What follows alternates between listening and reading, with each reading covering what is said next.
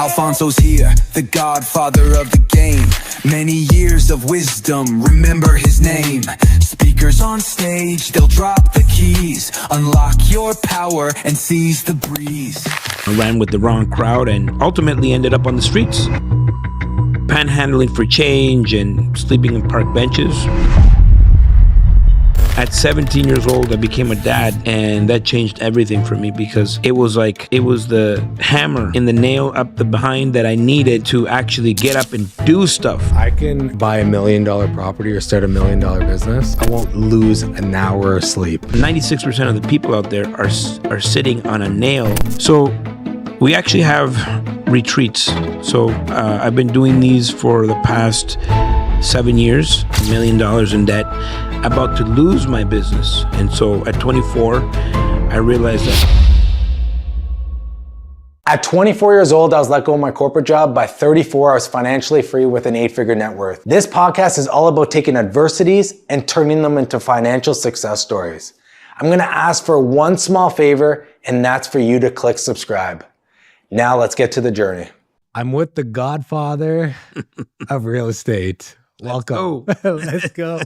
I'm super excited for this podcast because I've seen you online and you're so authentic in everything you do. And you came to the studio and you already are doing a lot of filming, a lot of editing, like, the day in the life of yourself. Yeah.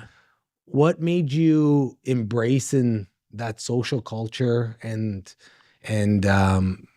get so authentic on camera and want people to know who you actually are? Well, it's not a normal thing to do, and especially with my background, like my mom thinks I'm crazy. Right. Usually my mom's idea was like, if you share where you're going when you're going on vacation, that's how people know when you're not home, they're gonna rob you. Right.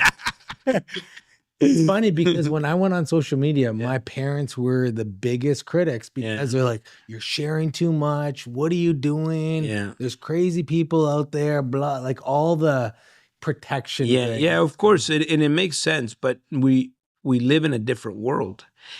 Everything's online. If you're in a mall, there's how many cameras in a mall? Like, you're always being watched. And to me, it's like, I don't worry about those things because it's like, at the end of the day, if someone wants to come and get you, they'll get you anyways. Doesn't matter if you're online or not online or whatever, So it's really not a thing that I think about much. Coming from that background. So we came to Canada as refugees, and my mom was involved politically back home.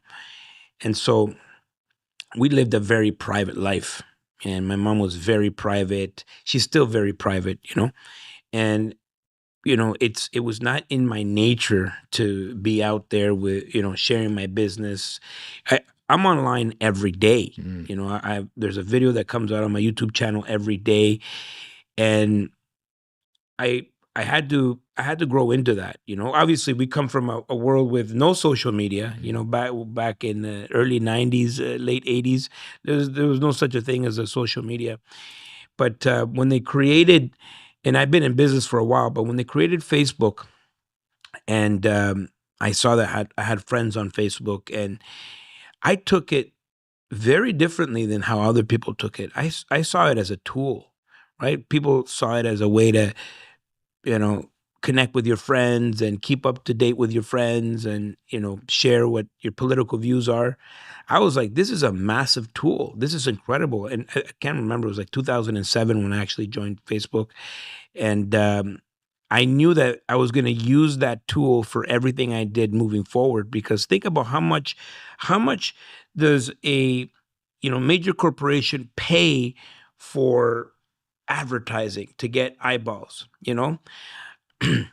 I used to have a show on Rogers, and so I had a lot of the back end information. Do you know that Rogers at one point, they were transitioning into 4K, and so they invested something like $500,000, or I can't remember the amount. It maybe could even been into millions, and for do a 4K broadcast of the Red Blacks. there was 13 people on the watching the thing, right? So companies pay money for attention, and if you're in business and you're not out there authentically showing up into the world, you're just gonna be part of the noise. No one's gonna want to do business with you because the entrepreneur is more interesting than the actual business. You say authentic. Yeah. Now, before 2007, Facebook came on, and I would say until recently, there was, when I even started my first business, it was very like graphics, video, professionally done, every video. There's been a switch in the last 5 years where people want that real, authentic, maybe to the extreme. Yeah. Of what people are doing and showing these days on social media. But when did you start being more authentic on social media? Like, when did you? I think social media was a huge tool for me because I could be authentic. When they came out with a funny story, TikTok. Yeah. Okay.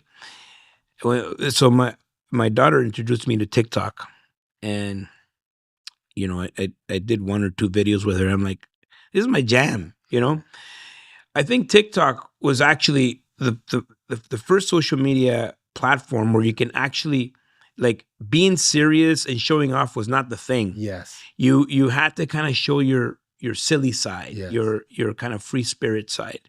Great. And I think the tool of social media and why I've gotten such a big following is because I'm myself.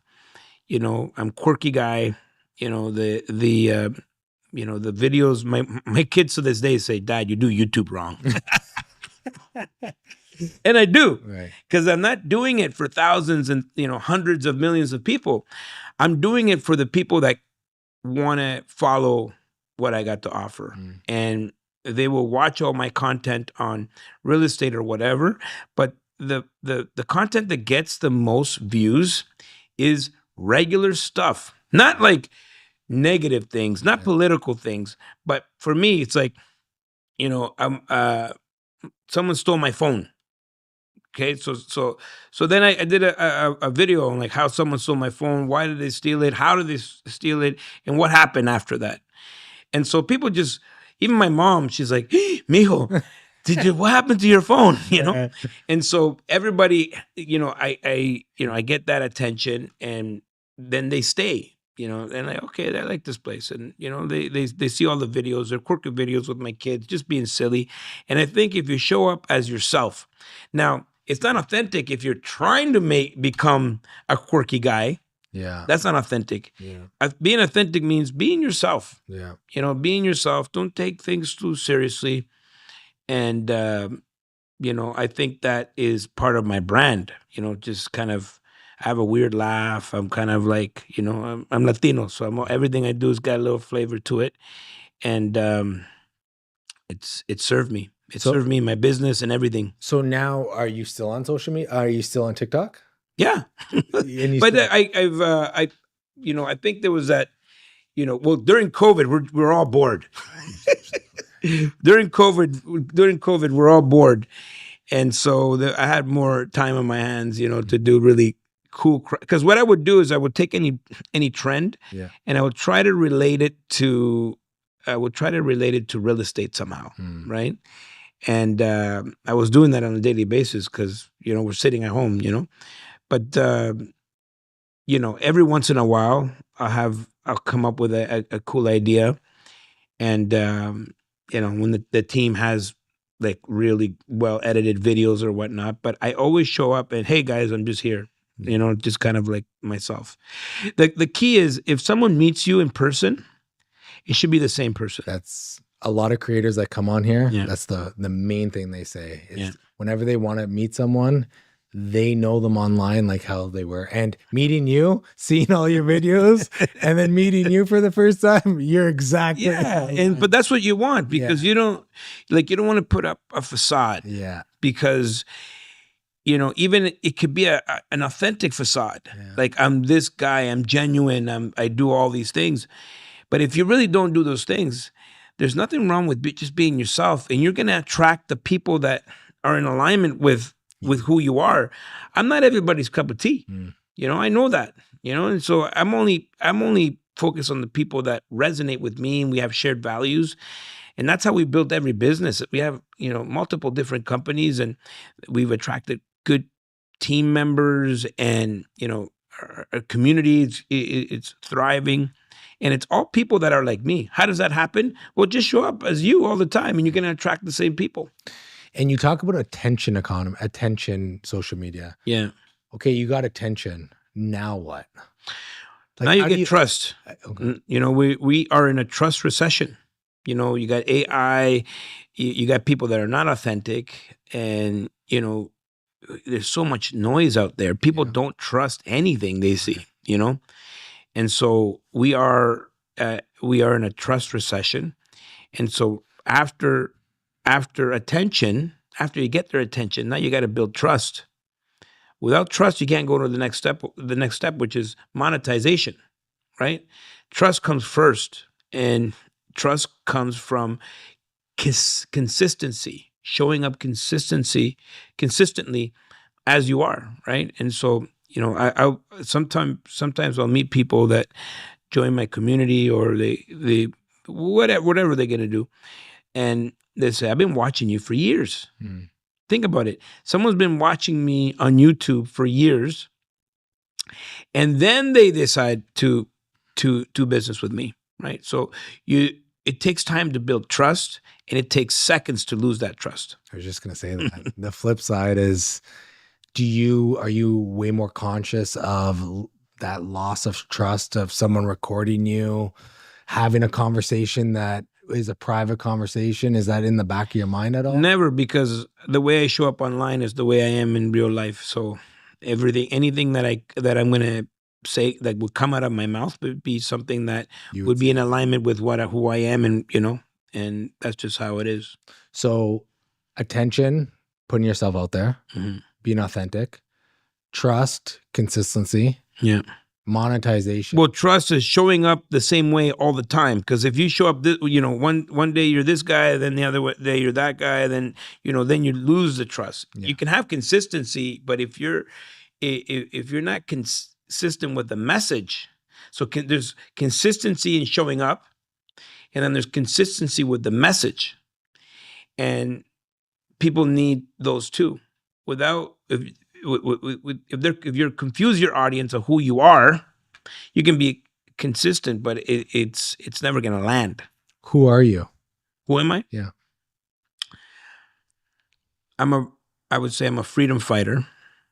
I fight for people's financial freedoms, and I think we're living in a world right now where that's at stake. Because how are people going to work 9 to 5, the 40-40 plan? And that's not just, where we are right now. It's not a reality of what the future is going to hold. And so I want to share as much as I can from what I've done in my life with as many people as possible, and show them the way on how they can achieve financial freedom in their lives. So we do this with young people. I think we started a foundation, the Quadra Youth Foundation, where we're teaching young people financial freedom. I do this with, young people in their 20s. So my daughter and I, we started a mastermind for young people in their early 20s to get started in real estate. And then anybody that wants to interact with me in terms of Wealth Genius, I want to teach them everything that I learned to get to this place where I have all the freedoms in my life: financial freedom, time freedom, and location freedom. And so those are the 3 freedoms that I think that if people had those, they're going to do amazing things with their life. I'm not about buying Ferraris or whatever. I'm not trying to help anybody buy another Ferrari or a super yacht. There's nothing wrong with those things. But a lifestyle. I believe a life is meant to be well lived, and you can only live a good life if you have time freedom. And so when I say I'm a freedom fighter, I fight for people's financial freedom, time freedoms, and location freedom. So that's who I am. And is that the message you are consistent on online? Yeah. Yeah. That's I've basically shown people my entire journey since, when they opened up YouTube 2008 or whatever, or maybe before that, but I joined 2008. At first I was, very much in business, an entrepreneur. I've always been an entrepreneur, and then transitioned into real estate. And by the time I was 30, I was financially free. And as you know, what are you gonna do if like you sold your companies? Yeah. I sold my companies at 30 years old. I exited. I had my real estate, very similar journey where, I was buying real estate, and I realized at 30 when I sold my companies that I didn't have to work another day in my life. And so I tried to do the sitting on the beach thing. It didn't work out, bored, and so I realized life is about fulfillment. And what's going to fill my cup, what's going to fulfill me is being of service to people. And so for the past 18 years ago, my message has always been entrepreneurship, real estate, financial literacy. This is your way to freedom. What is financial freedom to you? Is it is it no debt? Is it cash flow on a monthly basis that pays your lifestyle? Is it $5 million in the bank account? What is it? Financial freedom, I always go back to the game of cash flow. So everybody starts off in the rat race, right? And so basically everybody's on a month-to-month schedule. Your bills come, once a month. And the older you get, the more that first of the month gets bigger and bigger. Those expenses get more and more and more.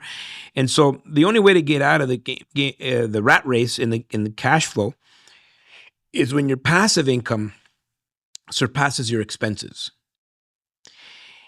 And once your passive income surpasses your expenses, you're now out of the rat race and onto the fast track. And so now you have the time to do many things. You can focus on other businesses and things like that. So at 30 years old, and now my portfolio now is 10 times the size as it was when I was 30. But when I was 30, I didn't have to work another day in my life because my passive income could pay for all of my living expenses. I don't have big living expenses, but at the end of the day, I knew that now I have total freedom. Now I can think about creation and building and create and being fulfilled, social contribution, impact. I can think about all those things because, before in my 20s, it was like, okay, the end. I got to pay the mortgage. I got to pay the car payment. That's the focus, right? And that focus, it's a big distraction. And so this is why people can't move to the next steps because they gotta pay all the bills at the end of the month. The fear of the debt, the fear of the monthly cash flow, do you think that's what prevents them from being that creative and taking those chances? No, the fear of so look, I have a growth mindset. I believe anybody that has a growth mindset can achieve anything they want. But in my country, in Latin America, many people are poor. How come? Right? Well, there's something that happens in North America where all your basic needs are taken care of, right? So imagine you're holding a door, and behind that door you have, bill collectors. You have, you got to put food on the table. They're going to kick you out of your house. There's war. There's crime, and all these things. That people have to deal with in developing countries, right? And so they're holding that door closed as much as possible to make sure that they can, at least survive. So survival becomes the focus. And so they can't think about prosperity. They can't think about expansion. They can't think about any other step. Now, when we come to, North America, people are affluent here, right? So your basic needs are taken care of. Now what? Well, you got to pay the car payment. You got to now pay the mortgage, and because now you have leased your life, right? So, so you have all of those payments now, and so that becomes a focus. And until you can get out of the rat race, you'll never be on the fast track, because any decision that you make, and I have a video on my YouTube channel, it's called "Don't Quit Your Day Job" for entrepreneurs, because usually what happens is they quit their day job too early, and then the entire focus becomes about the end of the month. How am I going to make my bills at the end of the month? And there's no money coming in or whatnot, and just they make bad decisions if all your decisions are based on the end of the month, versus if your basic needs are being taken care of, you can now grow and create. You can build, and you can take your time, you can build a fortune, build an empire, because you're not focused on what's going to happen at the end of the month. It resonates with me so much because the rat race is what a lot of people go through right now. And in the last 5 years, the affordability across the board is going through the roofs. Like going to a grocery store, buying food, that rat race is getting bigger and bigger, and it's caving in on a lot of people. Yeah. How do you give hope to those people? Well, one is hope. Sometimes I believe in hope, but sometimes I think people smoking the hopium. Well, and that means they're not doing. Yeah. Thinking. Yeah, they're thinking about it and being hopeful about it, and things are going to be all right, And ultimately, you got to take action. You got to do something about it. It's like the story with the hound dog on the porch, and the owner sitting on the porch with the hound dog, and the hound dog is doing this. You hear this story? Yeah. And then the guy comes by. There's some guy walking by, and he's like, "Hey, your hound dog is crying. Like, what's going on?" He's like, and then the owner says, "Yeah, no, it's no problem. He's just sitting on a nail." Right. And the guy's like, and the dog's like, and the guy's like, "Why did you just get off the nail?" He's like, "Oh, it doesn't hurt bad enough." And so 96% of the people out there are sitting on a nail that's uncomfortable. Life is uncomfortable. Life is expensive. Life is getting more expensive. They're getting behind, but it doesn't hurt bad enough, because when they go home, they still have Netflix. They still have food on the table. It's only when something really dramatic has to happen to that person. For example, if you go underneath the porch and you hit the nail up, up the dog's behind, the dog's gonna get up for sure. You know what I mean? But meantime, everybody's just sitting on a nail. It's uncomfortable. It sucks. There's inflation. It gets more expensive, but they don't do anything about it because it doesn't hurt that bad yet. Did it ever hurt that bad for you to make a change? Oh yeah, people talk about rock bottom. I don't believe you need to hit rock bottom, but I hit rock bottom. I came here as a war-torn refugee. I was actually in 2 wars before the age of 9, and so back home we didn't have an opportunity to go. I didn't go to school like regular kids, so I missed a lot of learning opportunities. Obviously, you're moving from one place to another, regime change. My mom was illegally detained, so she was involved as a journalist in a lot of things, and my grandparents had to keep me in hiding, and so I was held in isolation for like the first 5 years of my life. And when I arrived here, obviously there's a lot of trauma and probably psychiatric work that would have to have happen. But, we just kind of we're trying to integrate into the Canadian society, and we grew up on social housing. And so, I ran with the wrong crowd and ultimately ended up on the streets. So, panhandling for change and sleeping in park benches, right here in Ottawa. right? So we see a lot of these people today. Like if you walk down Rito, there's going to be a lot of people that, you know, had better days. And I was one of those people, you know. And I went through some really dark times, and you know, I would say that's rock bottom for me. But it didn't hurt bad enough. There was nothing really. I was uncomfortable, and all I had was a lot of excuses at that time. And you know, I did want to do better with my life. You know, sometimes, you know, friends would let me sleep at their houses, and you know, I figured out how to survive. But it wasn't until my daughter was born when I was 17. So I was a teenage parent. My daughter was born. Her name is Talia.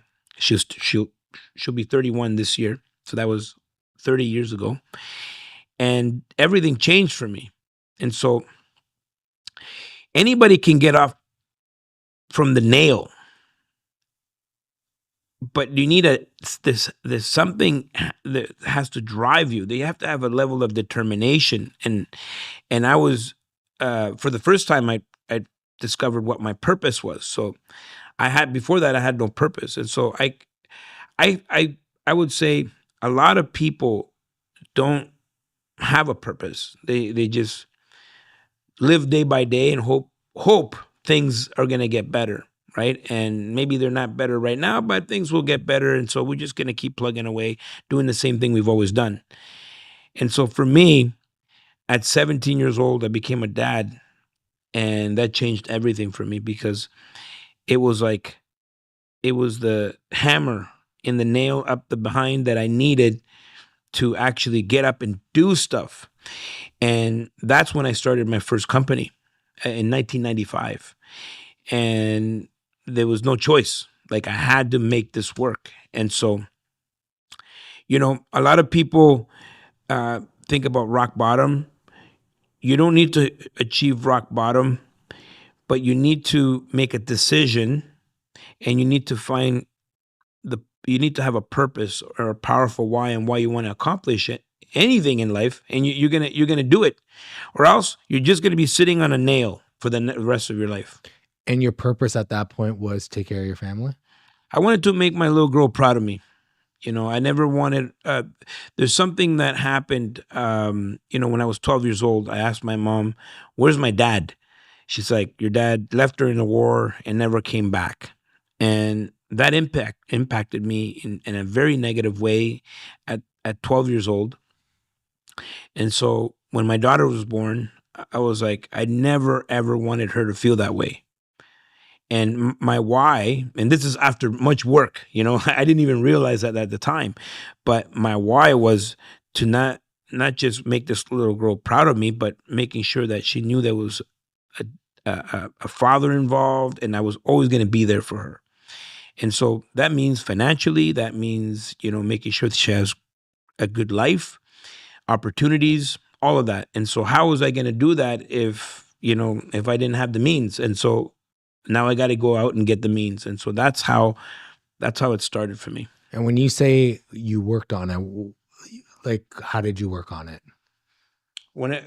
How did you work on your why and really figure out? Over the past 30 years now. So sometimes you do things by default. Right. So it's like my daughter's born. I went into action. I didn't have time. I didn't go to any personal development, workshop where I saw the light, and then, you know, I read a book or something, and then, oh my God. But when that nurse put my daughter in my arms, it just changed the trajectory of my life. And I didn't know what, I didn't know how.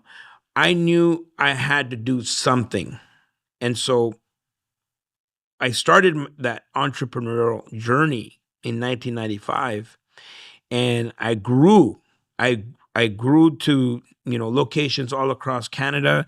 You know, by the time I'm in my early 20s, I got a thriving business. Now I realized very quickly that I didn't know much about business. You know, I just kind of stumbled onto business because of drive, the market conditions, kind of where we were. And, obviously 1995, we were in the middle of a recession. And so, I got to grow with the economy. And then in the early 20s or late 90s, early 20s, Ottawa became a tech hub, and money was pouring, and money was everywhere. And so I got the opportunity to participate in that, and I grew my business, but I was very much a consumer. So money in, money out, money in, money out. And so at 24 years old, I find myself, $1 million in debt, about to lose my business. And so at 24, I realized that I had to change things. And so I started to educate myself. I went into chapters, picked up the first book, Think and Grow Rich, Rich Dad, Poor Dad, which kind of like opened up the doors to books and content and inspirational people and mentors. And, that was my journey, and discovering myself and what I was really capable of, and digging on my why, digging deeper on my why. So I realized that my daughter was my why, but, I did a lot of work on myself. Why did that moment? Because the first, I don't know if you know this, but the 7 layers of why, I don't know if you've ever read up on why or No. done. I think it's a worthy exploration for a lot of people to discover why do they do anything? Yeah. Right. And so, after digging, and the way that I've learned it is that your why is actually 7 layers deep. For example, what's your why? To serve people. Okay, why? Because, and I'll stop you right there. The first why is always the superficial one. Yeah. Okay, so my first why was my kids. Right. But that's the superficial one. And so then you say, well, why? Why do you want to serve people? And then you get deep. 7 layers. Right. Okay, so when we went 7 layers deep, I discovered that my why was really about my 12-year-old self. Everything that I've done in my life was to help people not feel the way I felt at 12 years old. I felt like I was abandoned. I felt like I was left behind. And so everything, like my foundation, the way my life changed when my kids were born, the way I've communicated with my staff, the way I've built companies, the way I've built communities, is basically like no one left behind. Yeah. Right. And so that's been my philosophy from the very beginning, not knowing that my why was based on that. It's funny you say that. And to go back to you holding your daughter in the hospital, what came to me when you said that was 98% of other people would be, okay, I'm going to go work for someone and I'm going to get a salary, and that salary is going to pay for the expenses, and those expenses are going to cover the household income. Yeah. I got a job. Okay. Okay. So $5 an hour. Okay. So you went to. I tried that. Oh, okay. $5 an hour, not enough, right? That was the minimum wage back then. You're a young man, right? But when I started in the workforce at 17 years old, 1995, the minimum wage was $5 an hour. So you went. That was your That's the only thing I knew. And then 1 year in it, you were not even 1 year. I was like 2 months in it. 1 month in it, I was like, this sucks. This sucks from a work or like no, just like like I'm working because number one, I wanted to go back to school. Like I wanted to finish my high school. So I dropped out of high school, and so at that point you don't have a mentor. No, I have nothing. This is all in your mind, figuring things out. Yeah. So I said, okay, I got to do what's right. I'm going to go back to school. And the reason I was going to go back to school was I never, ever wanted my daughter to say, I'm not going to finish my high school because you didn't. So I knew that was a responsibility. So now I got a full day at school. And that was motivated by figuring out your 7 whys. No, I didn't know that. I know, but that triggered to go to school because you wanted to prove your daughter that you have to go to finish school. Yeah, right. and so then I got a job. So it was after school. So now I got school full time. Then I'm going after school, and I think like my first paycheck was like, after working for 2 weeks, it was like $200 or something. I was like, what the hell? Like, what am I going to do with this? You know what I mean? And so I had to do something. And so I went and I was in Toronto. And there's this guy selling jeans on Yonge Street. So I don't know if they have that now, but on Yonge Street, they used to have all these people selling stuff outside, like all kinds of stuff. And so there was a guy selling T-shirts and jeans.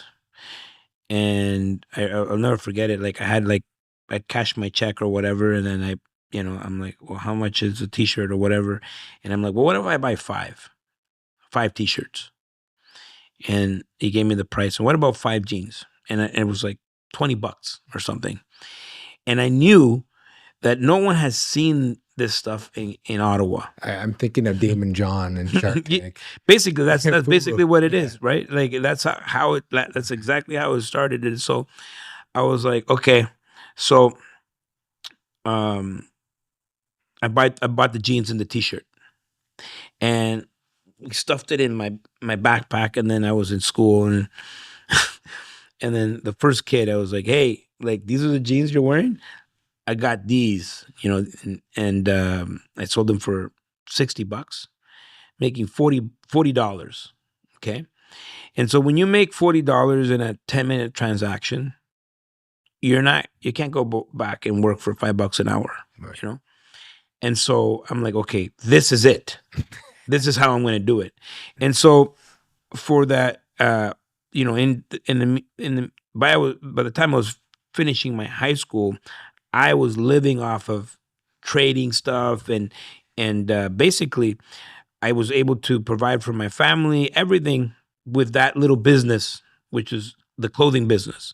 And from El Salvador, did that skill set, because in other countries like Italy and other countries, you can go, especially Latin America, they could sell you anything to anyone. Yeah. Where in North America, it's not like that as much. Yeah. So I had not been exposed to that because I was I was too young. Okay. And no one in my family, other than my dad, so I've heard my mom says, but no one was industrious. No one was an entrepreneur, everybody was more professionals. My mom's an academic. There hasn't been any wealth in my family. And so this is kind of me trying to figure this out. Now, I did have an experience when I was 12 when I got a paper route. And so you're probably too young, but no, I remember that. So kids used to deliver the papers. I don't know if did you have a paper route? Yeah. Okay. I did it once, actually. Okay. What was it? It was the Ottawa Sun. Okay, Ottawa Sun. So very similar. Yeah. So you deliver the papers, and then you got to make the collections. Yeah. Okay. Oh. So there's a field. We're all playing football, and 20 kids out playing football, and someone comes and says, "Hey, I'm leaving town. I have a paper route. Who wants it?"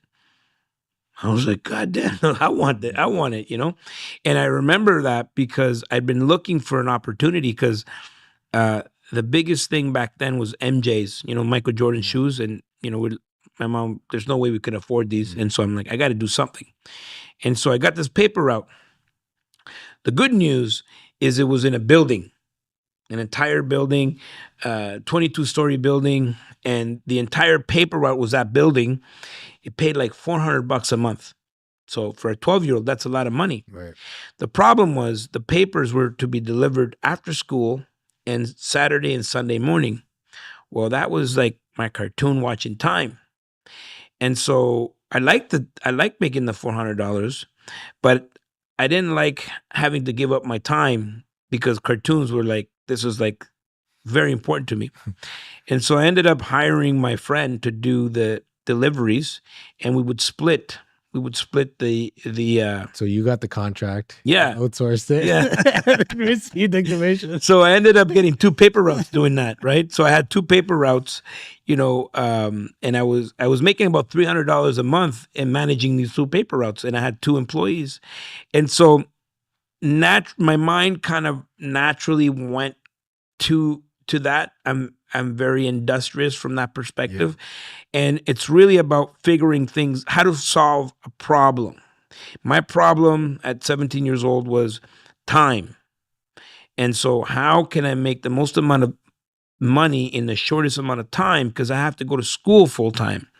And Right. that was a non-negotiable. Right. And so, I mean, there was no online school or anything back then. You had to kind of go to school. And so that's why I started that business. No mentorship, there was nothing other than I'm trying to make the most amount of money in the shortest amount of time. How can I do that? And that grew to 2 stores across Canada. wow. And then that grew to $1 million in debt. Yes. Yeah.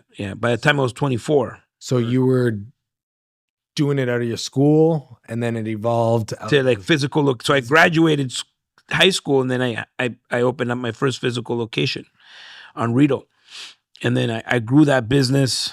And because it was, it's a hip hop clothing store, and because it was during a time where it was like the golden era of hip hop, where everything you did around hip hop was going to grow.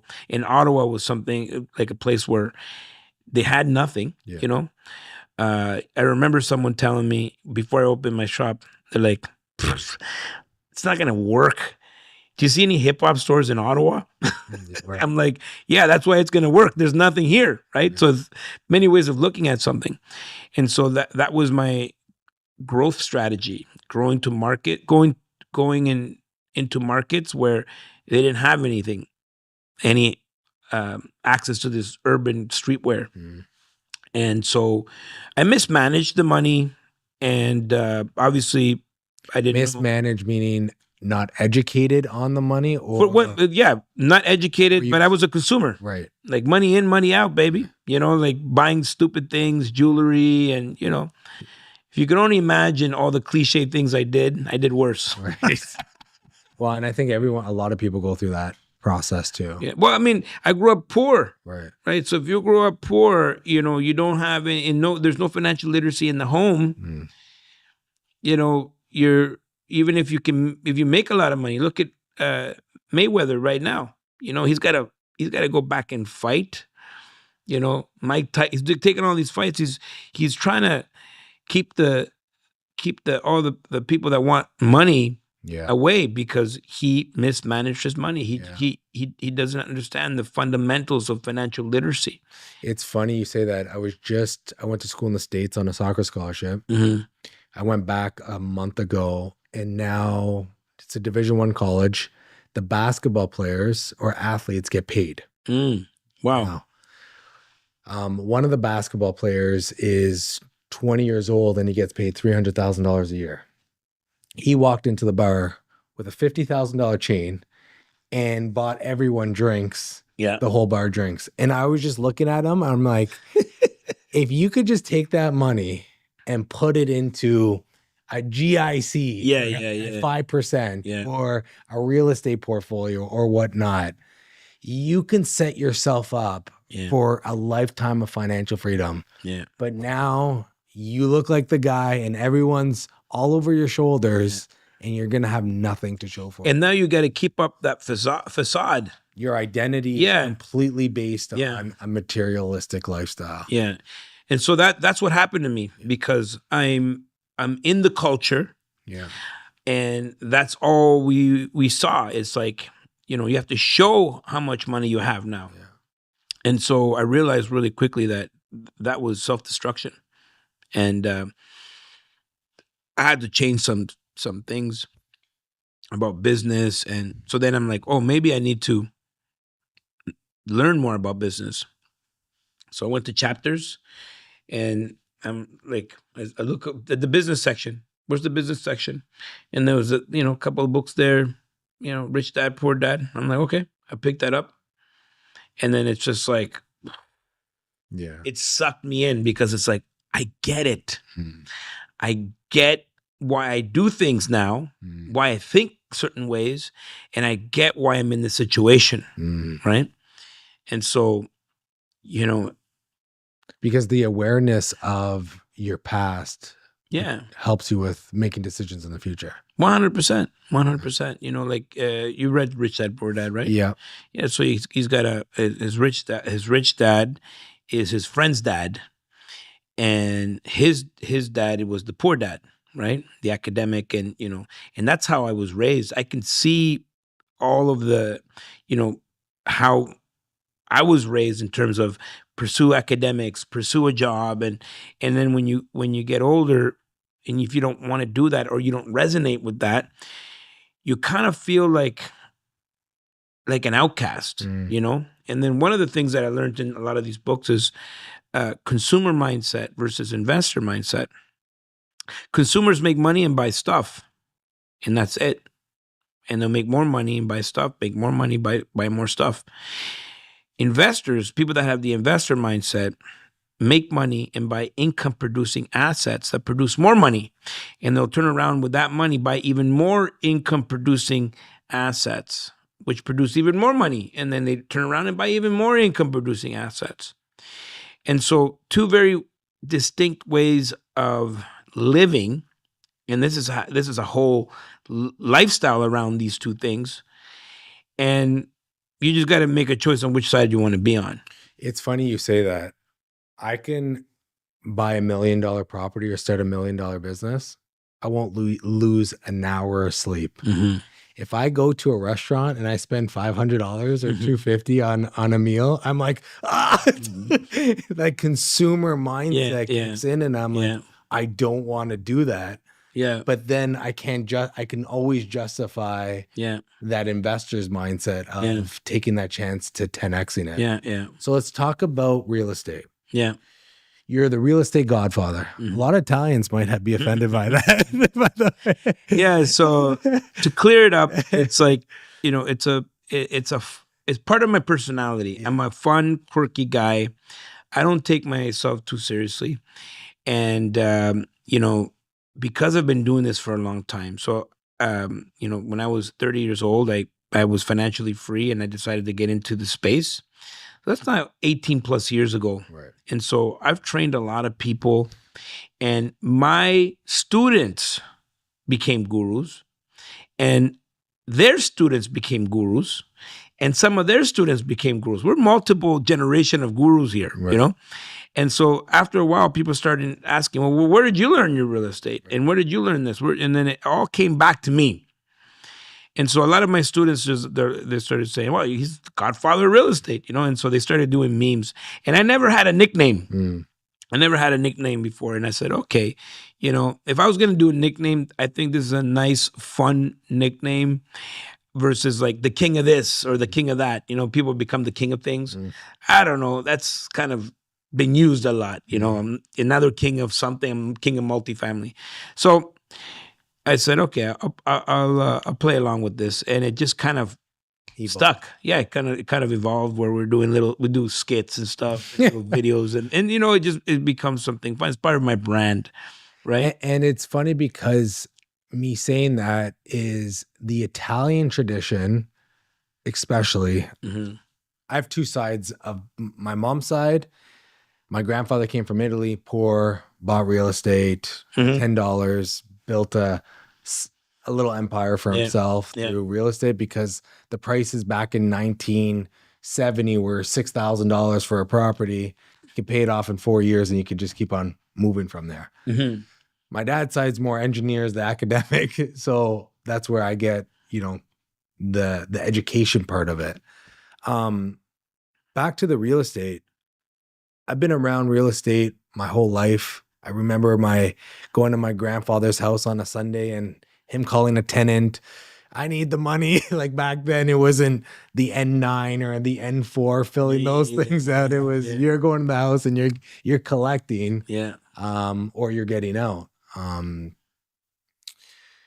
Real estate has evolved in the last 50 years, especially in Ottawa. Yeah. When you started in doing the math, 2008, it sounded like 15 years ago. What was the mindset then? Was it buy single family houses, always buying multi-res in Ottawa, in Canada? How did you buy your first house and then kind of scale that to kind of where you are now? So I went. Well, the first move that I made when I was 20 years old, I bought a house, but I bought it as a consumer. So I was not looking at it as an investment. I was like, wow, I can buy a house, and really nobody in my family ever owned a house. So I bought this house. It was a new house, and so when I went through my issues, 24 years old, negative $1 million, I needed to transition. And I said to myself, never is this going to happen to me again. And so I rebuilt my company. But after reading all those books, the common thread amongst all the wealthiest people in the world, because I didn't just study one, I said, okay, I want to be wealthy. I made a decision. I said, I want to be wealthy. I don't want to be well off. I don't want to have a thriving business. I want to be wealthy. That was my decision. Like generational wealth? Generational wealth. I want to be wealthy, and I want I never, ever, ever want anybody in my family to ever have to think about money or what have you. And there's this missing part that I never got, which is financial literacy. I'm going to make it my life's mission to make sure that everybody around me understands this. And so reading all these books, I realized the common thread amongst multiple, all the wealthiest people in the world is that they all own real estate. Right. They own other businesses. Everybody has business stocks, but they all own real estate. Yeah. There's many reasons for that. Number one, cash yield, right? There's a high cash yield. It's a hard asset, so it's a great way to store value. It's leverageable, so you don't need all of the money to buy this asset. The banks are telling you this is a good asset. We will lend you money on this asset. And then the last one was the most interesting one, which is the equity buildup. And so what happens when you own a property is that it goes up in value, it appreciates. And if we just go based on 3% per year, we're not talking about crazy appreciation and all this stuff. But let's just go 3% per year. And then you're also paying down your mortgage. So your tenants are paying their rent, and you're using the money from your tenants to pay down your mortgage. And so what happens over time is you're building up your equity. And I thought that was really interesting because by the time you get to year number 5, you can refinance this asset and pull that equity out. And now it's tax-free. You can pull out money tax-free. And so the tax advantages, when I'm reading about all the wealthiest people in the world, and you being an accountant, you know this, when you sell the asset, there's a capital gains. That's a taxable activity. When you refinance the asset, this is not a taxable activity because it's a debt restructure and you don't pay taxes on borrowed money. And so when I looked at it, it hit me like a ton of bricks. I'm like, this is why the wealthy own large assets. And you want to own the largest assets possible that are paid by other people because of this formula right here. Because the asset becomes the golden goose. And every 5 years or so, the golden goose is going to lay a golden egg. And that's why I decided to jump into commercial right from the get-go. There was 2 things that were happening to me. Number one, I did buy my first house, but the house has many expenses and I didn't have any income coming in because I'm rebuilding my company. So I sold that house and I realized, whoa, this house not only kept its value, but it continued to increase. And so when I saw how vulnerable I was with my business, I said, I got to build another stream of income that's indestructible, something solid. When I looked at single family homes, I said, no, I haven't read anybody in the books that I was reading that owned a portfolio of 2,000 homes. The wealthiest people in the world own larger commercial real estate. And so I was like, that's what I want to go into. And then it was reaffirmed to me because I couldn't even qualify for those smaller properties at the time. I didn't have much of an income as a self-employed.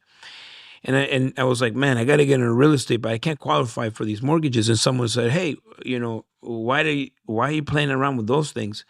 If you level up, then the asset itself has to qualify. So it takes you out of the equation. So for single family homes and the smaller properties, they look at your debt to income ratio. Well, that's limited. Like you can only have, 3 or 4 mortgages under your name.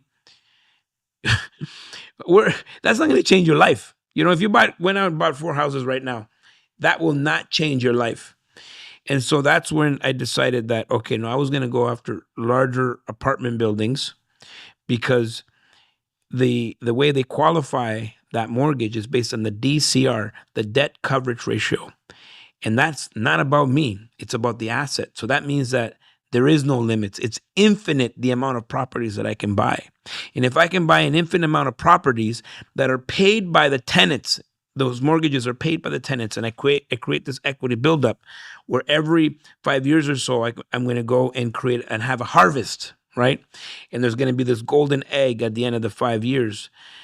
I couldn't see any other business. There's no other business that has all those profit centers and could provide all of those advantages. I was like, it's logical. This is where I need to be. And back in 2008, when you're buying those big multi-res properties, so they're considered commercial because they're over 8 properties? Is that? Yeah, commercial. The key is in the financing, right? So there's residential financing and commercial financing, right? So it's a multi-residential, but the financing is commercial financing. So it's just higher interest rate? It's lower interest rate, longer amortization, easier to qualify.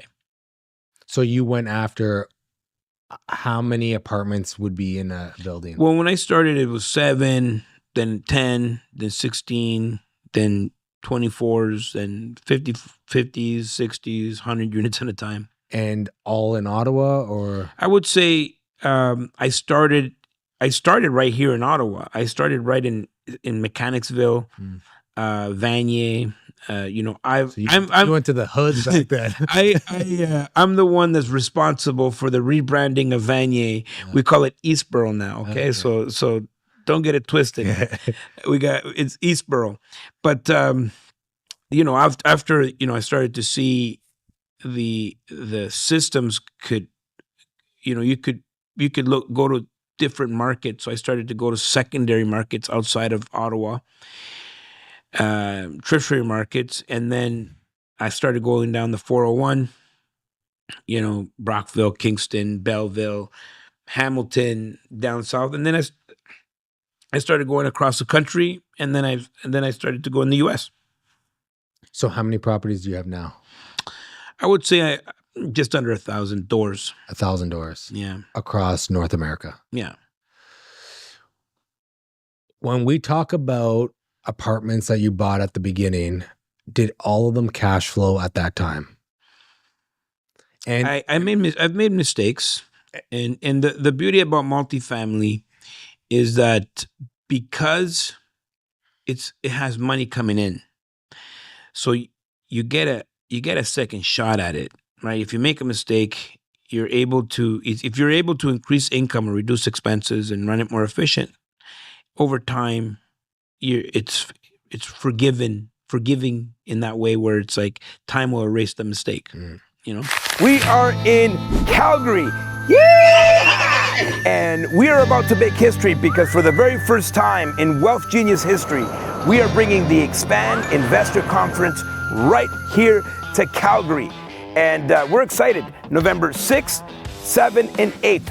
Get your tickets right away because we're going to have over 60 different presenters, over 100 different vendors, over 1,000 different attendees, all at Expand Investor Conference right here in Calgary.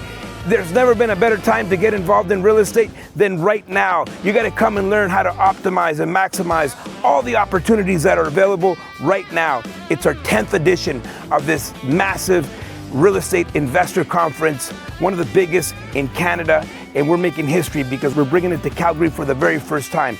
Get your tickets, be there or be square. And the bigger the apartment, the more Forgiving. yeah, because if 1 or 2 units go, Yeah. it's Yeah, but yeah. So 5%. to answer your question, everything I've bought, the intent was for it to be cash flowing. and the banks would finance.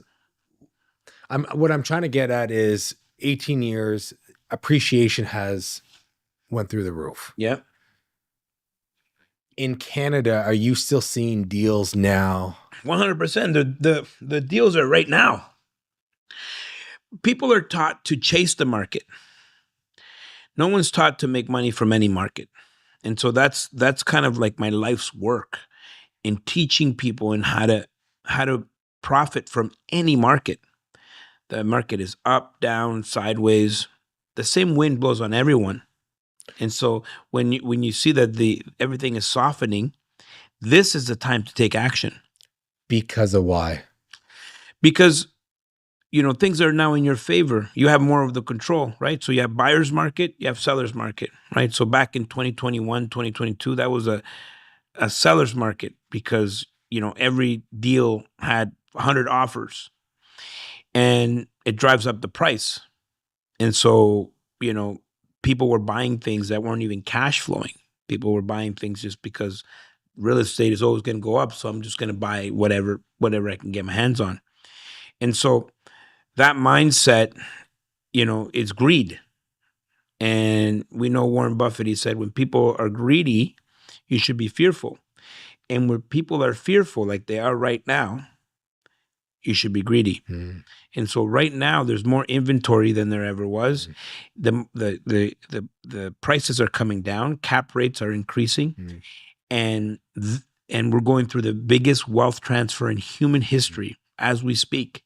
And so there's a lot of mom and pop operations, and because there was no financial literacy being taught to young people for the past 60 years, the next generation doesn't have a passion to own assets or accumulate wealth. And so for the very first time in human history, the average person has an opportunity of accumulating significant wealth. And that's all happening right now. Media is not talking about it. There's so much noise out there and people are distracted. That's why it's good. It's good because everyone's distracted. This is our opportunity to get some serious assets under our belt. In regards to when you talk about passive, is real estate owning multi-res passive income? I don't think anything is really passive. I mean, we talk about passive income, but it's going to require your time and effort, and especially when you set it up. So the way that I look at it is, it's a business. And for a business to be passive, well, you have to lead people.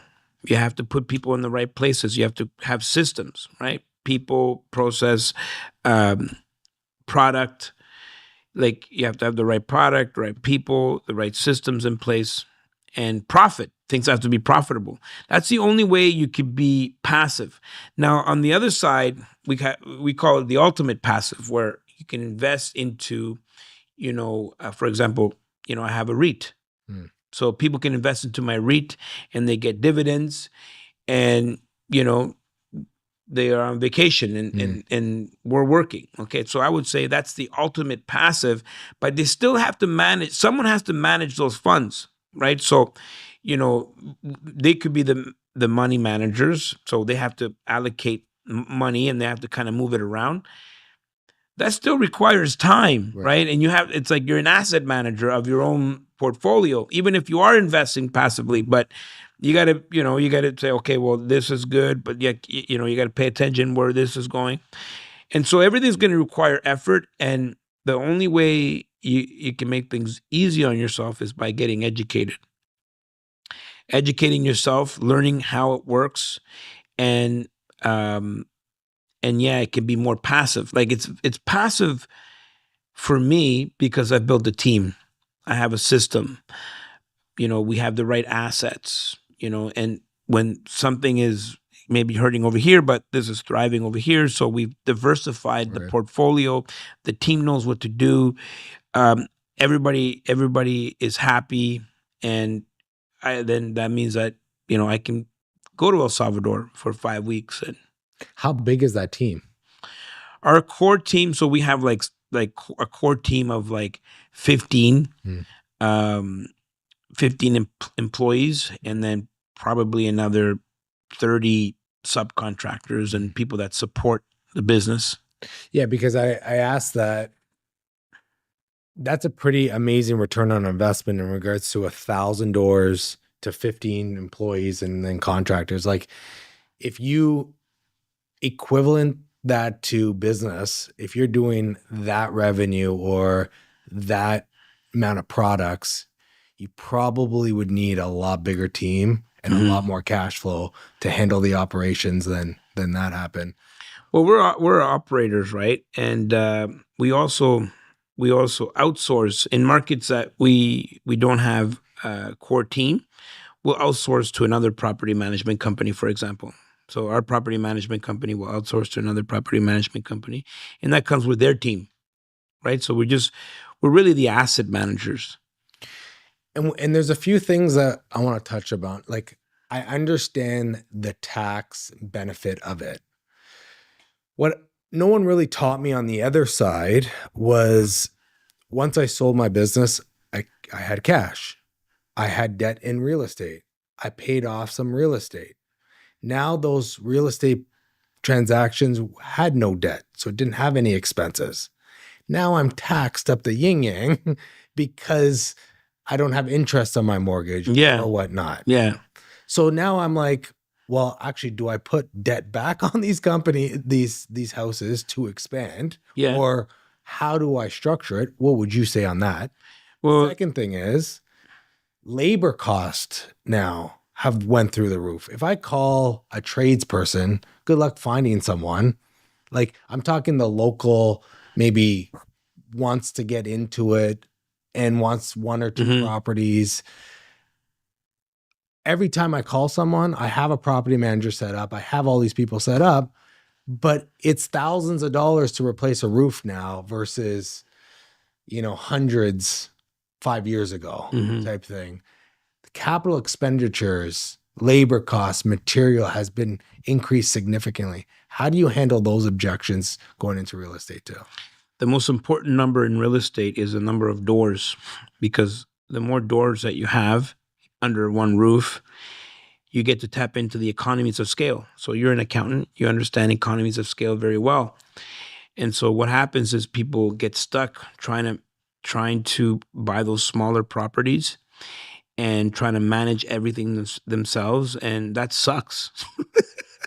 Yeah, you're doing it wrong. You're doing it wrong.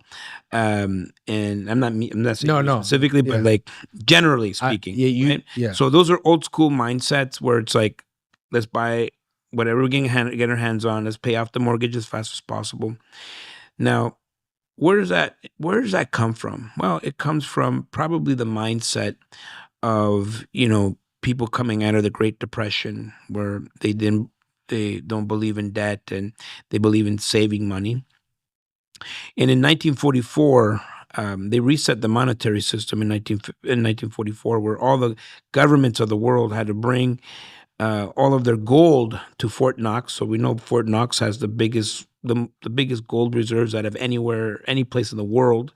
And this is because all these countries that were subscribed to this new monetary system brought their gold, and in exchange, they would be given these pieces of paper, these currencies that will always be backed by the gold. And they made the U.S. currency the reserve currency of the world. And so it worked. Everybody tapped into the system. People plugged in. Everybody was bringing their gold, and in exchange, they would get these pieces of paper that were backed by gold. So during those years, early 40s and 50s, 60s, it was a good idea to save money. It was you wouldn't. Why would you want to have debt? You want to hold your wealth in currency because it's always backed by the gold. And so at some point,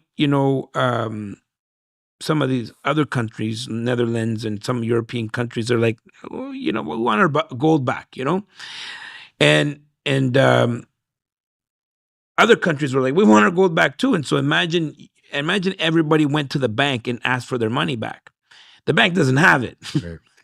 The Ponzi schemes goes in. Yeah, and so people were like, oh shoot, like then people started talking, and so in 1971. President Nixon at the time removes the gold standard from the dollar, the US dollar, making every currency that's connected to that fiat currency, pieces of paper. And ever since then, we've always, and this is the biggest heist in human history, where everybody got robbed blind, and ever since then, we've been dealing with inflation because all we have is pieces of paper. And so what's the US debt? 31 trillion. 31 trillion. Yeah. And we understand how inflation works. That means that any given day, we could wake up one day and the money's worth nothing, correct? Correct. If the money's worth nothing, what happens to that debt? It goes away. Yeah. And so, but they still have the country, they still have all the bridges, they have all of that stuff. And so, the thing about real estate that makes it so interesting is the fact that it's an amazing store of value. So the current value that you have, that's where you want to store your value, in a hard asset. You could do that with gold, by the way, but it doesn't provide income. It costs you money to store it. And so the beauty about real estate is that you can leverage against it. You can borrow. And if the monetary system goes to zero, what happens to the debt on your property? It goes up. No, if the money goes to zero, what happens to the debt? Oh, it goes to zero. Goes to zero. Yeah. And so the people that are going to win are the people that have good debt. Right. Because money, and you're an accountant, you know this, the monetary system starts with debt. Yeah. The whole thing is based on debt. And so, there's going to come a time where, and I'm not here to, go down any, rabbit holes of conspiracy theories, but at the end of the day, the people that win are the people that are holding the largest amount of good debt, meaning backed against large assets. The only thing you don't want to do is you don't want to be over leveraged. But I plan to hold this debt, and every 5 years or so, I'm going to pull out my money tax-free. Why would I want to reduce the debt so I can now have cash flow that's taxable? I'm going to increase the debt as much as possible and pull out the money tax-free. And then I can now continue to grow my portfolio. Love it. Love that strategy. Who taught you this strategy? Well, it's the thing about reading, right? So I was reading about like what the wealthy do. Right. So if you want to be wealthy, you got to study the wealthy. Yeah. And I started to see, it started to make sense. And I realized that 96% of the people don't understand because they don't have financial literacy. So when I talk about financial literacy, these are the exact things that I'm teaching young people. This exact what I've just described to you. I'm not telling them people how to manage their pocketbook, because I've seen some schools are like, we have financial literacy. And you're like, what are you teaching the kids? Yeah. Well, how to have a bank account. Well, okay, well, that's not financial literacy. Their parents could do that. They need to understand how the monetary system works. And in July, I went to Sierra Leone, Africa. And we built a school out there with my partner. Shout out to Tara, Freedom Tree. So we built a school out there, and we did a financial literacy event in Sierra Leone. And the venue was full, right? Venue was full, and so these kids were like this, right? And exactly what I'm talking about right now is exactly what I was teaching these kids. And at the end of it, all of these kids, they came up to me and they're like, thank you for showing us how to fish. And I believe you can save a lot of nations, a lot of people, just by simple financial literacy. If you understand how the monetary system works, now you can understand how to work within it and how to benefit from it. I have a lot of questions there, but I mean, I appreciate the philosophy around it because I totally agree. It's not spoken a lot. And I think people, and I totally get the whole tangible assets. So what's your relationship with debt? Love it. Good debt. I don't have much. Tell me what's I don't have good debt. Good debt is any debt that's paid by somebody else. That's great. Right? So the governments have good debt because who pays for the debt? Who pays for the debt of the Government. Yeah. Who pays for it? The people? Yeah, that's good debt. Yeah. The taxes, yeah. Right? So, any debt that's paid by someone else, it's good debt. So if you take on debt to start your business and it's going to be paid by your clients, and you're going to take on debt on a mortgage on an asset where it's paid by your tenants. This is all I would say is good debt. Debt that is you have to pay for it because it's a luxury, a car, to me, all that is this is bad debt. And you've gotten yourself out of, because you've grown out of Commercial, like consumerism, and risking yourself. Like if you had 100 units, well now like I have 20. One of my tenants will call and he won't pay for 6 months. Well, if it's one out of 20 units, that's 5%. But if one out of well, hold on, depending on the asset, because if you have a 20 unit asset, you paid because you're tapping in. Once you buy a larger apartment building, that's why the thing that counts the most is the number of doors.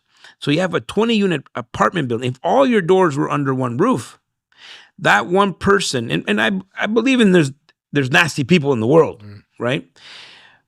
But you still have 19 other units paying your rent.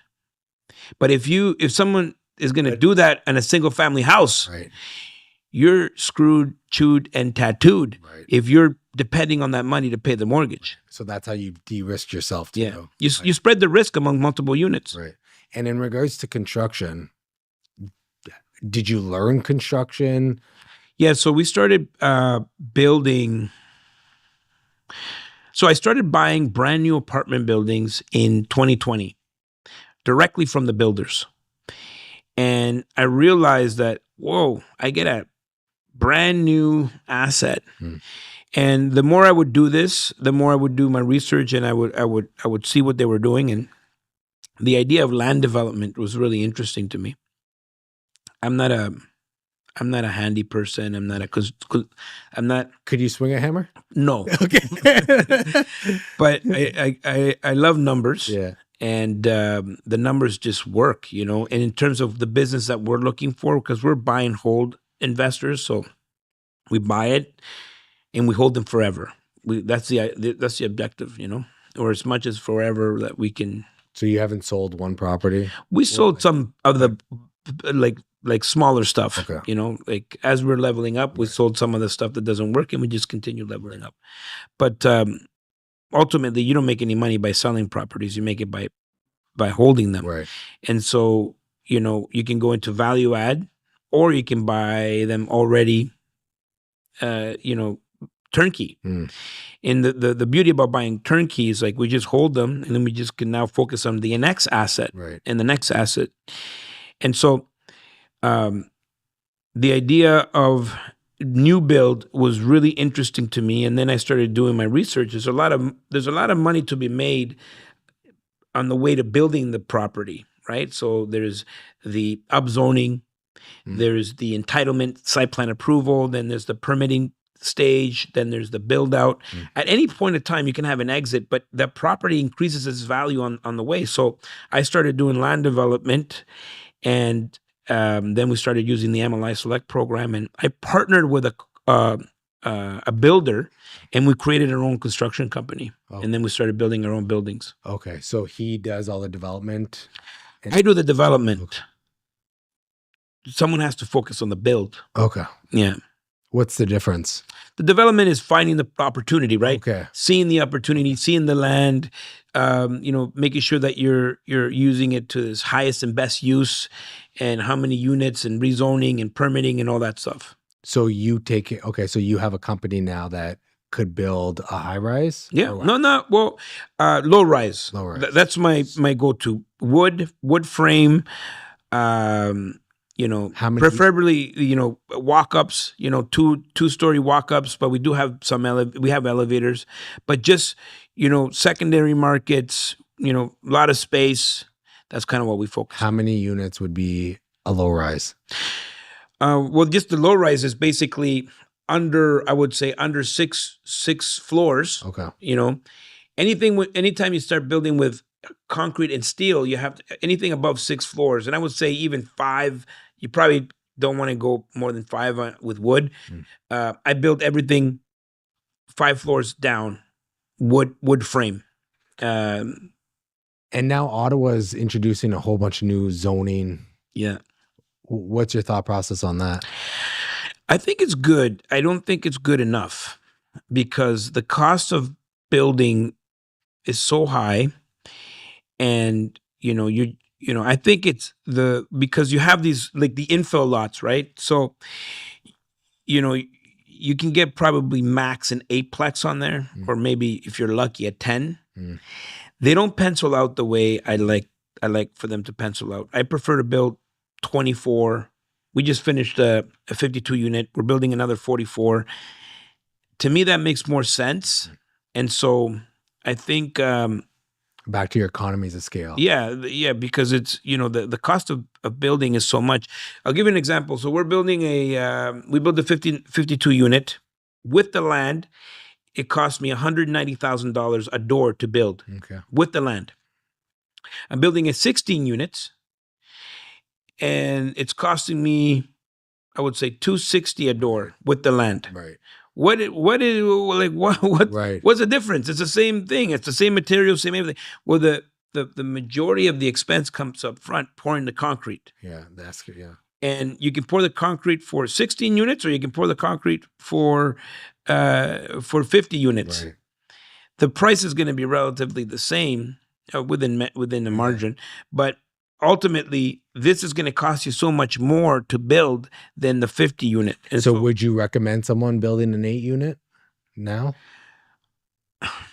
There is obviously exceptions to the rule, and it depends on where they are in their life. Like, if you're going to build an 8-plex where you're going to move into one of the units, right. And you see it, like, you'll see it, you can kind of manage it for the long term. Let me rephrase the question. Would you buy? No. Okay. Would you build a 16 unit again? Probably not. Would you build a 32 unit? 24. It's kind of where I see the numbers working. One of the vehicles that we were using was the MLI Select program, which. Tell us a little bit about that. So the MLI Select program, it's actually one of the best things that the government's ever done. And I say that I say that because the government never does anything good. But when I say that the best thing is, I've looked all over the world for something similar. Nothing exists like the MLI Select. And what the MLI Select, the intent of the MLI Select program is, it's a CMHC product, okay? And the intent was to stimulate the building of units in Canada. It did just that, right? Because I got into building because of that product. And it's actually a point system. So you have certain points for efficiency, affordability, and accessibility, right? So those are the 3 main points, and you get certain points. And then if you meet all your points, efficiency, accessibility, and affordability, then you qualify for the full MLI Select program, which is it's going to be a lower DCR. So that means that you get more money, 5% down, so 95.5 loan to value, and longer amortization, so a 50-year amortization versus a 40-year standard CMHC. And so that means the property is going to cash flow, and you can build with less money out of your pocket, little to no money out of your pocket. Now, because you're increasing the value of the land as you are going through the permitting and the site plan approval and all that stuff, you can actually use the increased value in the land or in the property as your 5% down. Okay. So we were doing deals with no money out of our pockets, building apartment buildings, 50-unit apartment buildings with no money out of our pockets. I don't know where you could do that in the world, Right. And a lot of people were doing this. And so they started by closing the, for example, they said, oh, now it has to be affordable. Now you need this piece. They increased the premiums. And I think, coming down the pipeline, they're probably going to make the efficiency component really unattainable. It's like, it would be ridiculous. Like nobody would go through it. And so I think it's going to slow down a lot of the people building. And I'm thinking they're probably going to phase it out by next year or something, Once people stop using it, it's going to be phased out. And, that will be it for the MLI Select program. And so, like the government, in a true sense of the word, they like taking things that are good away. Mm-hmm. So going back to people are building now, or there's opportunity to build. Yeah, right now. Right now. We talk about the rat race. Mm-hmm. If people don't listen to people like yourself, people like myself, not putting us on pedestals at all, once these once the government removes stuff like this, mm-hmm. and less people build and less opportunities are happening, maybe there'll be other opportunities. Mm-hmm. You build X amount of units. The people that don't do it now or get into it, that rat race will increase for a lot more people. Mm-hmm. Do you agree? Well, not everybody's going to want to buy apartment buildings, right? I think for the investors that are wanting to get into this space, I think this is now the time. There's a few factors which makes it the perfect storm, right? So we have inventory, low interest rates. We're going through the greatest wealth transfer in human history. And inflation is going to continue to do its thing. And the governments will do everything to stop inflation, but inflation is going to continue to do its thing. And so things are going to get more expensive, more unattainable. And Canadians are becoming a renter's nation. Right. So the things that you do today will really set you up for the rest of your life. Right. And so there's an urgency right now because the greatest wealth transfer in human history, do you know how much it is? No. $124 trillion in assets. $124 trillion in assets. It's going to change hands in the upcoming years, right? Primarily because baby boomers, we all understand that they're all, exiting businesses, portfolios, real estate, life. And the next generation doesn't want to hold these assets. Canada, and we're now the immigration, they need another 25 million more people, even though they've slowed down immigration.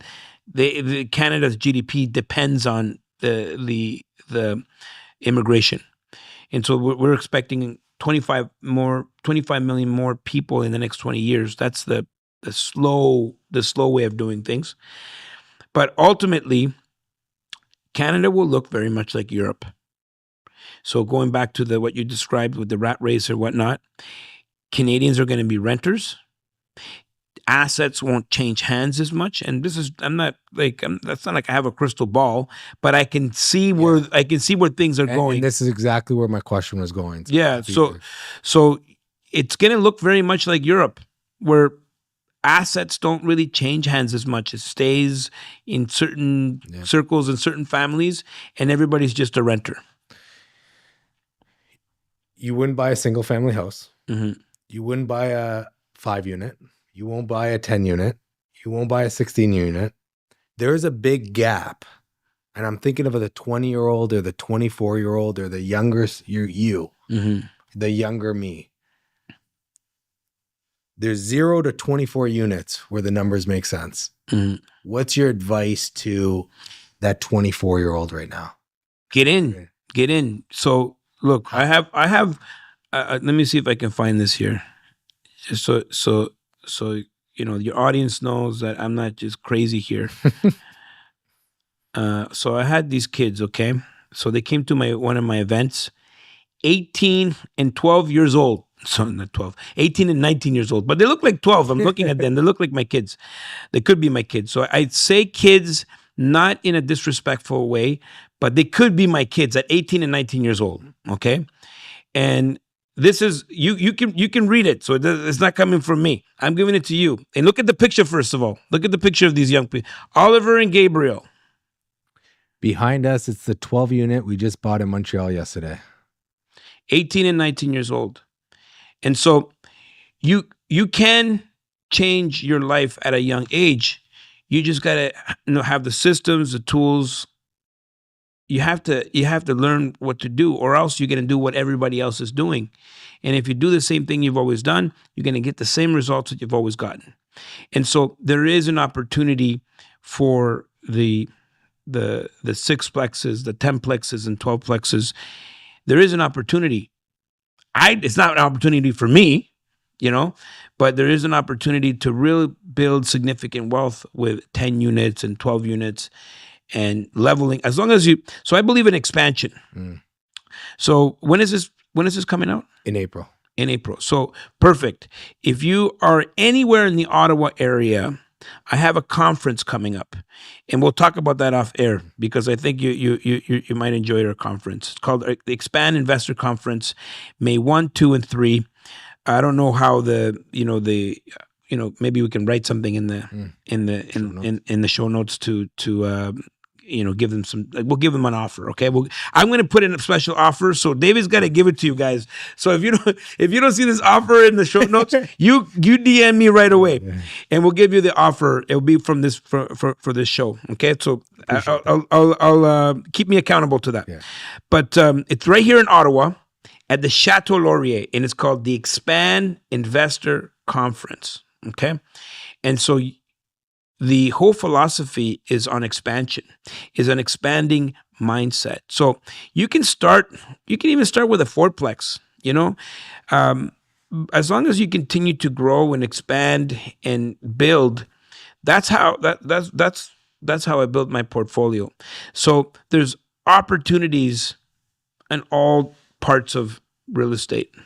I appreciate that. I'm going to question it though. Okay. A 16 unit costs $260,000 a door. A 32 unit, or whatever the math was $109,000. I forget what the units were. To build. Yeah. So I'm not suggesting people go into building. You want to start with, you're talking about someone starting.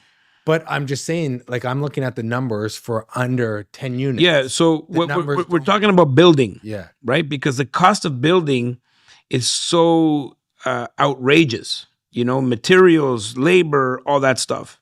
So you need economies of scale. But the existing buildings are already built, right? And so if you ask me today, where should someone start with existing buildings or building? I would say existing. Don't go into building if you haven't owned the real estate, And so I think people could buy existing buildings. Do you think they have enough time to expand? Like, I'm all about stepstone, like stepping. You get one employee, then you get 3 employees, then you get 5 employees. Don't just jump up to. I ran an accounting company, human. Now I'm running an AI company, technology. If I jumped right to an AI company, I probably would have failed because I needed to go through all those steps that were a lot less risky building a service business versus a tech business. Do you believe there's technologies and tools right now that can help you skip that step? 100%. But I don't know if my mind, the risk of making a mistake is 10x jumping versus. So now I'll ask you this question. Where do you think you have more risk, with smaller properties or larger properties? Smaller properties. Yeah. So why not skip that step? And that's what I'm trying to say for that 24-year-old. Yeah. Skip those steps. Skip the small stuff. Right? I would say, like, skip the single, at least. Some people, they're like, okay, I'm going to sweep my basement or whatever, you know? And I'm like, okay, that's okay. That's where someone feels comfortable, as long as you're expanding, right? So we believe in expansion. For somebody, a fourplex, a fourplex can work if you're living in one of the units and you're kind of manage it and, you know, but if that's your lifestyle, that's what you want, you know? I would say, you know, you could jump to commercial right away. And I would say anywhere between a 7-unit to a 12 works. My second property was a 7-plex. 18 years ago. More than that. It's 20 something years ago. Okay. Would you still have that mindset now in this economy? I didn't have the tools. So now we provide people the tools. So these guys, 18 years old, they can go right to 12 units. I didn't have the tools. Like, I didn't have the community, you know, right. Because if you can get around, like, if you can partner up with 4 or 5 other people, right, and share resources and tools, then you can level up to 12, 16 units. I prefer you do that. Yeah. But start. Yeah. If the only thing you see right now is a fourplex, if you can move into one of the units, yeah, sure, do that. Start. Yeah. Nothing should stop people from starting. I appreciate that so much, because I do agree with 2 things. One, starting. Second is having the tools. Yeah. And I definitely will do whatever I can to bring as many people to your conference as possible, because I think I don't have a crystal ball either, but in 20 years, it is 100% going to be a renter's economy, renters market in Ottawa, especially. 20 million people come into Canada. That means Canada will be over 60 million people. I can't say that the same opportunities will be available for those 20 million people that there are for the people that are already here right now. Totally agree. And so I don't know when the next biggest wealth transfer will be available, and maybe never, because the population is only getting smaller, you know, as we get older. The generations, there's no big boom of population.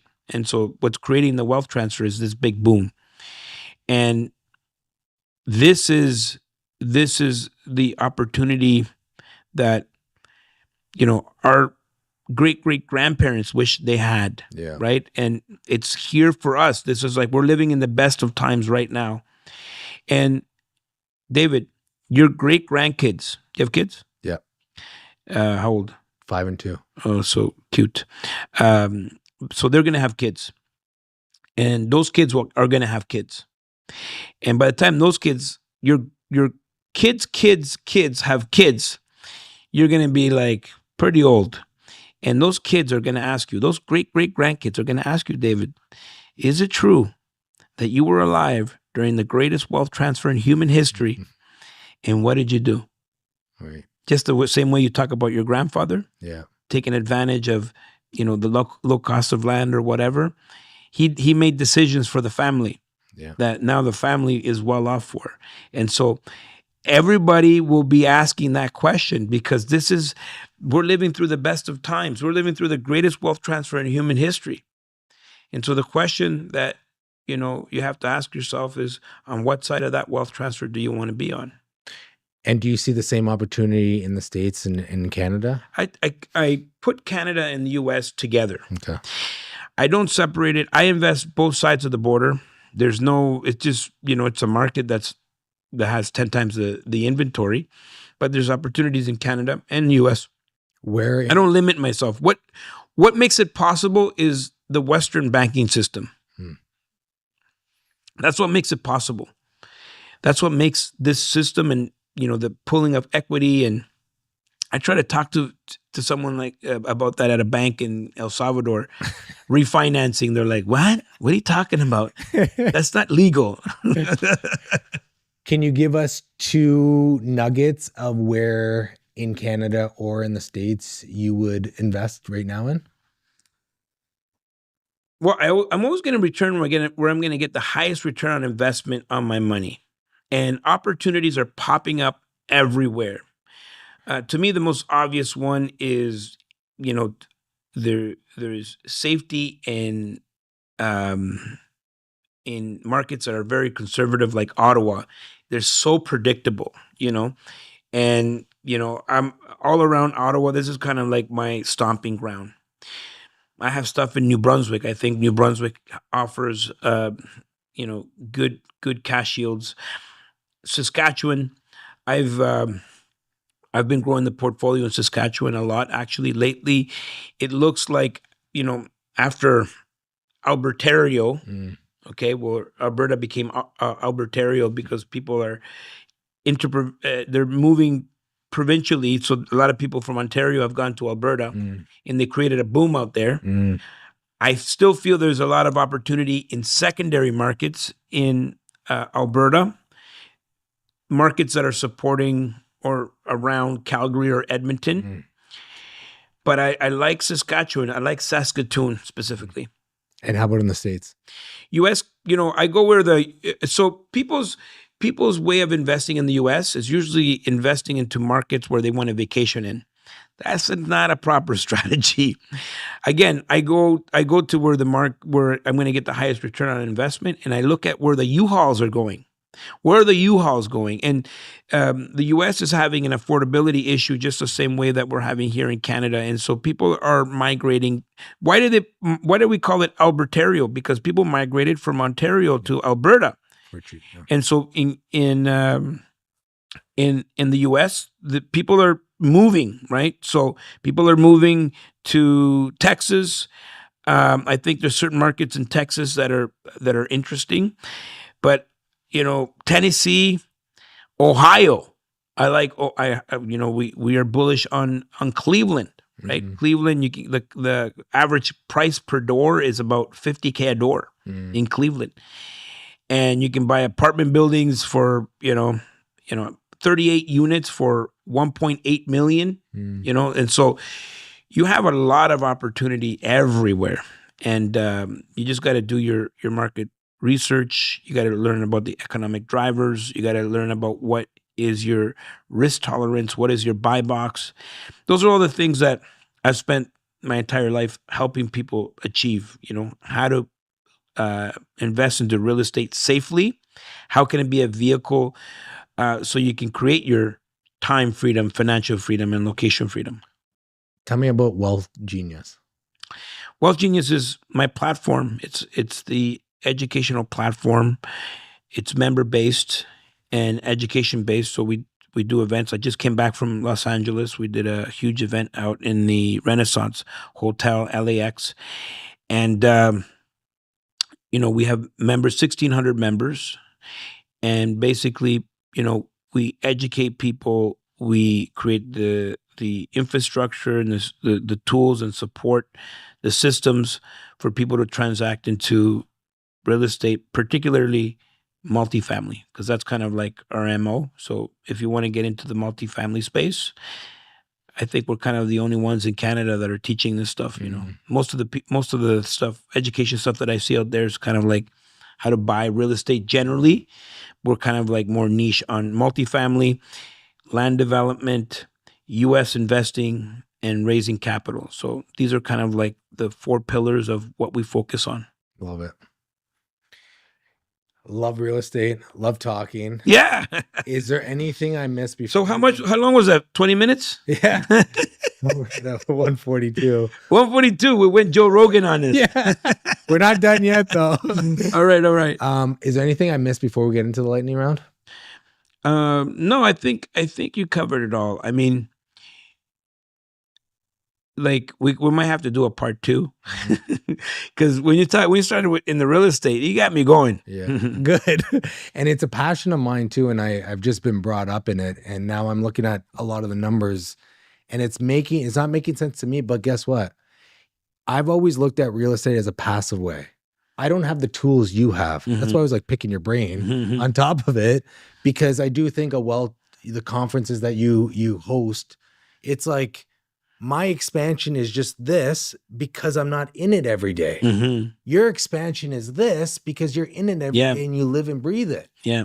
And that's how I am in accounting right now. My expansion's like, why isn't everyone doing AI products to solve this problem? Because I see it and that's where my focus is at. Yeah. Where find the leaders in the industry, partner with them, to get your mind to expand, because you know you have your pulse in Cleveland, in Florida, in this and that, and all over the place, because you have a team around you giving you the information so that you can thrive and you can do it. And the fact that you're doing it, you can teach it to other people.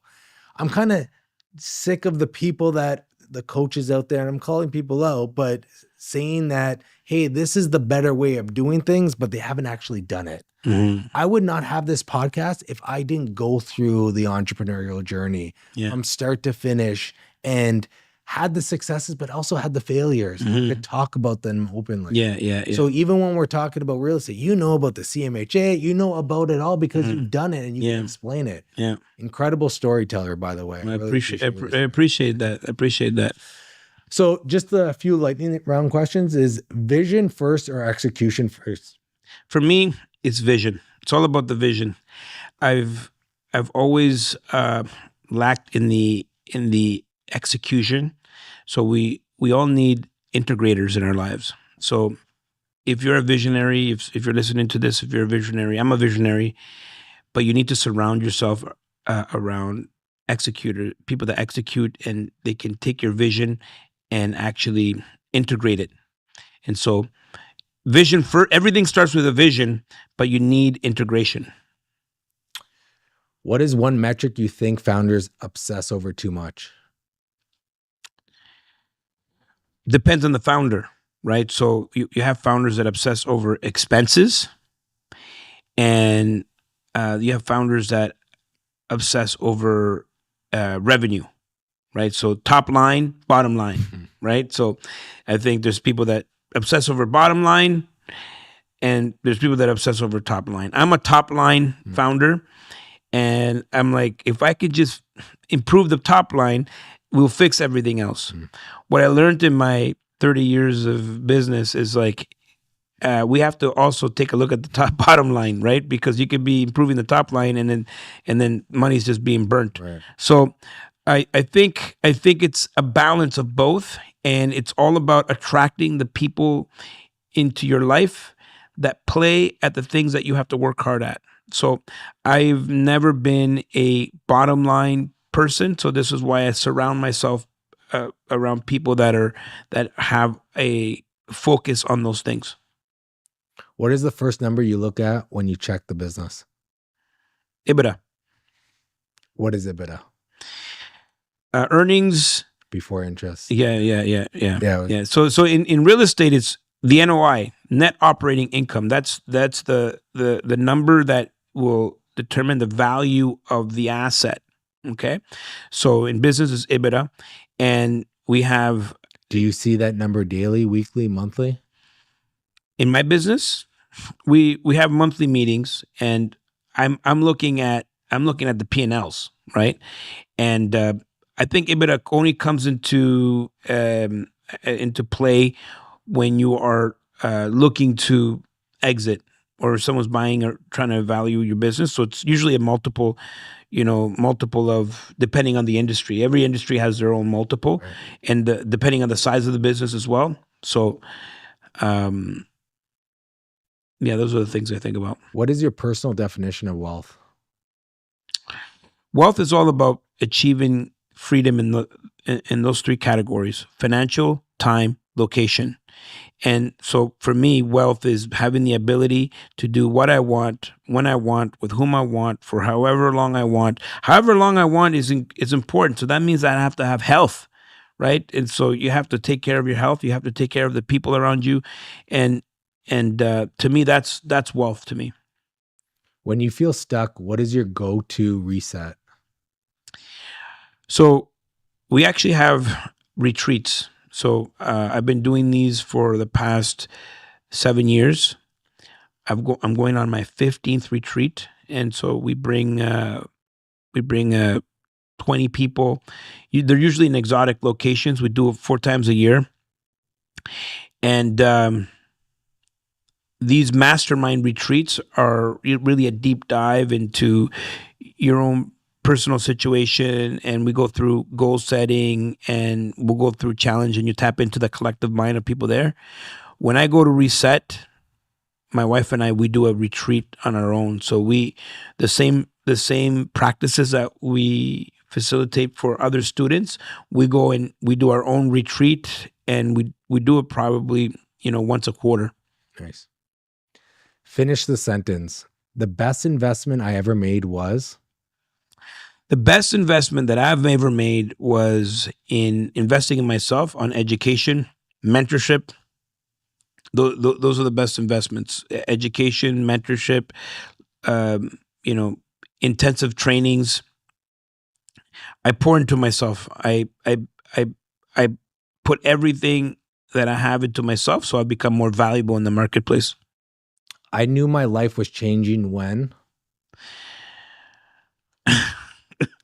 I knew my life was changing the first time I bought a trip for myself, for all-inclusive, to Dominican Republic. I thought that was I'm like, hey, I'm a grown-up now. I'm buying a trip for myself. I'm going on an all-inclusive.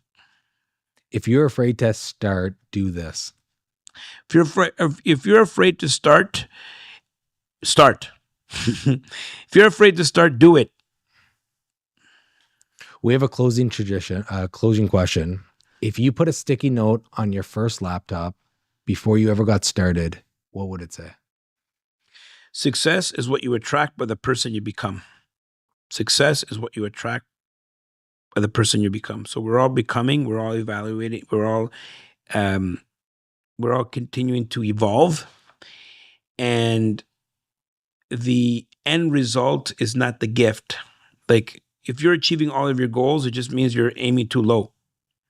And even if you achieved your goals, so what? That's not the real gift. The real gift is a person that you're becoming on the way to achieving those goals. So the person that sits in front of you today is a person that I never could even fathomed becoming, when I was 15 years old. If you were to tap me on the shoulder and say, Alfonso, one day you're going to be traveling all over the world, owning millions of dollars in real estate and inspiring thousands of people, I would have said, you're crazy. And so the person that I've become is more valuable than the doors and anything, because that is the true reward of pursuing things in your life. And so success is what you attract by the person you become. I absolutely love this conversation. From someone that came poor from a different country, and everyone talks about the American dream, but this is the Canadian dream. Mm-hmm. And the fact that you've dealt with so much adversity, and what I really got from this conversation is how well educated you are. In your storytelling, in your history, in your philosophy, in the game you're playing, in real estate, everything around it. There's a story behind it. And the story is very articulate, very educated, and very focused. And I think what you're doing with the younger generation, educating them, my wife's a teacher. I'm going into her school and educating her kids on That's amazing. Financial literacy, because people don't understand what a mortgage is and what interest is, and understanding the financial game that gave up me financial freedom as well as you. I learned it on myself. I did have mentors around me, but it was still me being like, the light bulbs were going off like crazy on every move I made. And I still see the light bulbs go off in your mind being like, there's another opportunity. And you can look at it in two ways, the biggest wealth transfer or the affordability crisis. Which way are you going to look at this time right now? You can either look, AI is going to replace a lot of jobs, or you're going to embrace an AI and be that 1% that learns it, that takes it to the next level. Really appreciate it. I would love to have a part 2. I would love to get those promo codes to put on social media. We're gonna get you the promo codes. I think it's important, especially if you're in the Ottawa area or if you got to fly down, make this conference. It's definitely timely. And if you want to be in a position where you want to participate in this wealth transfer, come to the conference. One question. Yes. What the hell is this? This is running away with your water bill. You want me to sign a check for $3 million? Before this, I was gonna buy this building. No toilets. No toilets. Not one. Is there any toilets on this whole property? The 500K is not a problem. There's only one thing. There's significant capital expenditures. Do you guys have a capital expenditure plan somewhere?